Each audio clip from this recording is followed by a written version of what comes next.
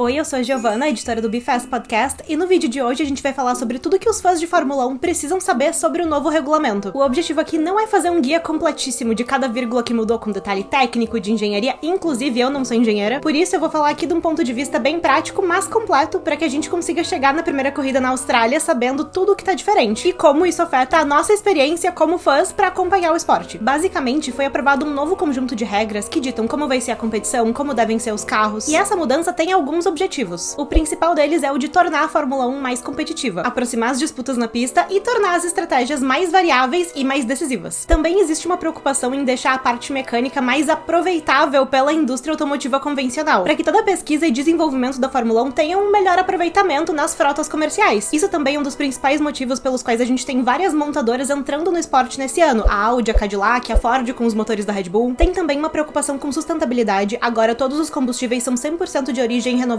e sintética. Eles inclusive já foram usados ano passado na Fórmula 3 e na Fórmula 2 e agora chegou a vez da Fórmula 1. E isso tudo faz parte do projeto Net Zero 30, da Fórmula 1 ser carbono neutra até 2030. E por fim, é claro, o objetivo que a FIA sempre tem em toda troca de regulamento, que é de deixar os carros mais seguros. Mas pra falar das mudanças, eu queria começar com o que a gente vai bater o olho nos carros e já vai ver logo de cara. Os carros estão menores e visualmente mais simples. O pessoal pediu e a FIA mais ou menos ouviu. Não é necessariamente uma redução tão grande de tamanho pra fazer uma grande diferença em circuitos de rua como Mônaco, por exemplo, super estreitos, que faça os carros terem espaço pra ultrapassar simplesmente por eles serem menores. Outras mudanças vão ajudar sim com isso, spoiler, mas não necessariamente a redução física de espaço. As mudanças mais visíveis são nas asas, tanto na dianteira quanto na traseira. As duas foram simplificadas e, em geral, têm menos elementos. A asa traseira perdeu a beam wing, que é aquela mini asa por baixo da asa traseira. A asa dianteira foi completamente refeita, simplificada. Ela tá, em geral, mais estreita, mas as partes de fora, a end plate, agora pode ter mais elementos aerodinâmicos. E a asa dianteira influencia muito na performance dos carros, então esse é um elemento bem importante. Mas agora a principal diferença, a aerodinâmica ativa. Sabe como até então o piloto podia simplesmente apertar o botão do DRS e isso fazia a asa traseira abrir, diminuir a resistência do ar e o carro conseguia ir mais rápido? Agora os pilotos vão conseguir fazer isso tanto com a asa traseira quanto com a asa dianteira em zonas de alta velocidade. Isso vai se chamar de modo X. Enquanto nas curvas, esses elementos vão continuar fechados e isso é o modo Z, justamente para aumentar a aderência do carro à pista e deixar ele mais estável. Isso vai estar disponível para todos os carros em todas as voltas, não só para quem tiver a menos de um segundo do carro da frente, como era o caso do DRS, por exemplo. Aliás, essa é uma das maiores diferenças. Isso também quer dizer que o propósito disso não vai ser necessariamente o mesmo propósito que o DRS tinha. A abertura das asas traseira e dianteira vai suprir, de certa forma, a função aerodinâmica daqueles assoalhos super elaborados que a gente tinha no último regulamento. Spoiler, chegaremos lá. Então a gente pode concordar que esse não é o novo DRS. Se vocês quiserem conhecer o novo DRS de verdade, a gente precisa olhar pro modo de ultrapassagem, ou Overtake Mode em inglês. É um novo botão no volante que dá energia extra para os carros que estão a menos de um segundo do carro da frente. Esse sim vai substituir o DRS com pontos de detecção na pista e zonas específicas para ele ser ativado. Agora, o modo de ultrapassagem só pode ser usado para ultrapassagem. Se o piloto quiser uma energia extra em qualquer momento da corrida, ele pode usar o botão Boost. O botão Boost libera a potência máxima do motor e da bateria desde que o piloto tenha carga o suficiente na bateria. Pode ser ativado a qualquer momento por qualquer piloto, seja para ataque ou para defesa. E não precisa estar a menos de um segundo do carro da frente. E aqui vem o ponto-chave desse regulamento. Reparem como o uso de energia da bateria é muito importante, pois essa energia não chega de graça pro piloto. Ele tem que ser esperto, saber qual é a hora de recarregar, de economizar, pra depois gastar. Não é como na Fórmula 1 que o piloto pode ganhar energia extra de presente. O piloto precisa gerir a sua própria bateria aqui. Então, obviamente, o modo de ultrapassagem e o botão Boost não podem simplesmente ser usados a qualquer momento. Os pilotos precisam ter energia suficiente pra usar. E essa gestão de energia, saber quando economizar e quando gastar, vai ser essencial pra estratégia das corridas. Isso tudo acrescenta muito mais variáveis às corridas do que a gente tinha antes. Na prática, os pilotos já tinham que administrar suas baterias nas temporadas passadas. Sim, é como na classificatória, que depois de uma volta super rápida, o piloto precisa de uma volta mais lenta para recarregar o carro. E isso é o que a gente chamava de sistema de recuperação de energia. A diferença é que agora isso vai estar mais em evidência e vai ser uma ferramenta mais poderosa, já que a divisão de potência do motor a combustão e do motor elétrico vai ser praticamente igual. Grosseiramente falando, essa parte elétrica da unidade de potência se tornou muito mais crucial para o desempenho do carro. E voltando para a aerodinâmica em si dos carros, o design do assoalho também foi simplificado e diminuído, realmente marcando o fim da era de efeito solo. Não existem mais todas aquelas linhas por baixo do carro para manipular o ar e grudar o carro no chão. Ou melhor, elas ainda existem, mas elas estão bem mais simplificadas. Os difusores, que são a parte de trás do assoalho, também estão maiores, para dissipar o ar de uma forma mais espalhada e não tão concentrada. Isso gera menos pressão aerodinâmica, ou menos downforce. Isso também significa que os carros estão mais altos em relação ao chão, então a gente não deve ver muito porpoising, que é aquela quicada do carro que a Mercedes fazia muito na última grande troca de regulamento. Esse estilo de assoalho favorece um número muito maior de pilotos do que o assoalho antigo. Mas isso também quer dizer que os carros estão mais difíceis de controlar. É a mesma potência de antes, só que agora com menos aderência ao chão. Esses carros da era de efeito solo favoreciam os Max Verstappens. Essa alta força de sucção dos carros ao chão favorecia os pilotos que conseguiam manter uma alta velocidade nas curvas, com um estilo quase nervoso, abrupto de fazer essas curvas. Pilotos que preferem o carro super sensível, controlados basicamente só pela parte da frente. Também é por isso que antes os carros a cada regulamento ficavam maiores. Quanto maior a superfície do assoalho, maior era a pressão aerodinâmica que aquele assoalho conseguia criar. Mas a partir de 2026, essa não é mais a prioridade dos carros de Fórmula 1. Agora, um assoalho mais simples permite que cada equipe ajuste esse assoalho para a preferência de cada piloto. Agora, isso aqui vai fazer muita diferença para as batalhas nas pistas. Para diminuir o efeito de ar sujo, o novo regulamento encoraja que o design dos carros direcione o flow de ar das rodas dianteiras sobre a superfície do carro, ao invés de por fora do carro jogando todo esse ar pro carro de trás, do jeito como os assoalhos super elaborados da era de efeito solo faziam. Como diria o meu pai, o assoalho canalizava o vento, o que grudava o assoalho no chão, mas depois jogava todo esse ar pro carro de trás. E boa sorte para quem fosse receber esse ar. Esse novo modelo de assoalho facilita que o carro de trás siga o carro da frente, especialmente em curvas. Isso deixa as batalhas mais próximas e facilita a ultrapassagem. Em geral, os carros estão mais estreitos, mais curtos e mais leves. A distância entre os eixos, ou seja, entre as rodas da frente e as rodas de trás, tá mais curta. Isso deixa os carros mais ágeis e mais responsivos aos pilotos. O famoso mais fácil de manobrar. Por isso, as habilidades e a inteligência dos pilotos vão estar mais em evidência na pilotagem dos carros. Os pneus em si estão mais estreitos também. Mesmo que a gente não consiga ver que os carros estão mais leves, a gente provavelmente vai conseguir ver os efeitos disso. É muito possível que nessa tentativa de reduzir o peso, as equipes cheguem com carros menos confiáveis. A própria Williams, depois de falhar 3 vezes em testes de impacto, precisou colocar 30 quilos a mais de volta no carro. Isso também pode ocasionar em carros com um isolamento térmico menos robusto, o que quer dizer que as partes quentes do carro podem acabar esquentando partes que não deveriam ser quentes. E por isso a gente deve ver muitos carros quebrando, especialmente no começo do ano. Nessa nota, eu acho legal a gente falar rapidinho sobre segurança. Agora, a asa dianteira quebra em mais pedacinhos sob impacto. Isso dissipa a energia do impacto e protege o piloto, muito bom. Agora, o monocoque é sujeito a mais testes e testes mais rigorosos. A estrutura de segurança por trás da cabeça do piloto também foi fortificada. Agora ela aguenta forças 23% mais fortes do que ela aguentava antes. E isso equivale mais ou menos ao peso de 9 carros convencionais. E para reduzir a chance de impactos laterais em situações de baixa visibilidade, como chuva, por exemplo, agora nós temos luzinhas nas pontas dos espelhos retrovisores, em adição às luzes traseiras que a gente já tinha. Como a gente combinou no começo do vídeo, obviamente eu não falei de muitas coisas, mas eu acho que esse é um bom conjunto para nós, fãs de Fórmula 1, chegarmos já jogando no Grande Prêmio da Austrália. O que você achou das mudanças da Fórmula 1? Tá ansioso pra ver tudo isso na prática? Conta pra gente nos comentários. Se você gostou do conteúdo, por favor, considere se inscrever no canal e deixar a sua curtida. Aqui tem episódio novo do nosso podcast toda semana, e nesse ano a gente também vai focar em trazer mais conteúdos como esse de fora do podcast. E se você não quer perder nada, também ative as notificações do canal. Muito obrigada por assistir e até a próxima!